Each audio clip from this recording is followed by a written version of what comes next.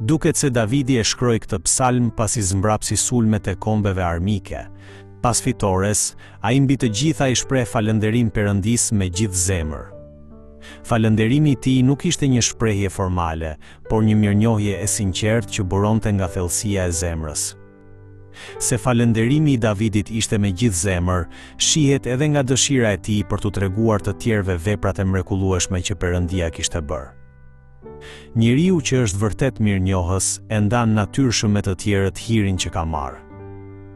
Kjo nuk buron nga detyrimi apo ndjenja e përgjegjësisë, por është një shprehje e natyrshme e një zemre të mbushur me falënderim. Ky është lavdërimi i vërtet dhe, njëkohësisht, ungjillëzimi. Ai që është mirënjohës për shpëtimin e Zotit, nuk mund të mos u ashpall të tjerëve hirin e atij shpëtimi.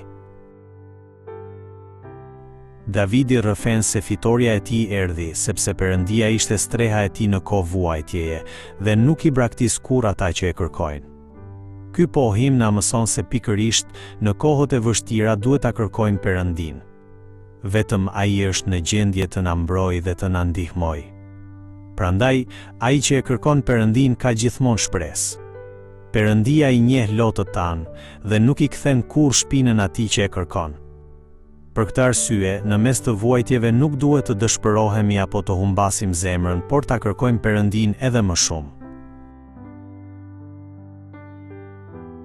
Davidi i quan pushtuesit të ligj dhe shpall se shkatërimi i tyre është gjykimi i Perëndis.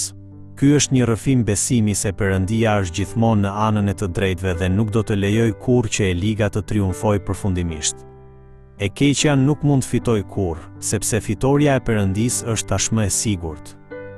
Prandaj Davidi thot se të ligjt do ta kuptojnë më në fund se janë vetëm qenie njerëzore të dobta dhe të vdekshme. Por ky zbulim nuk duhet të vijë përpara afronit të gjykimit. Tani është koha që ta pranojmë dobësinë tonë, të mbështetemi te Perëndia dhe të jetojmë duke i besuar atij. Kjo është urtësia e vërtetë.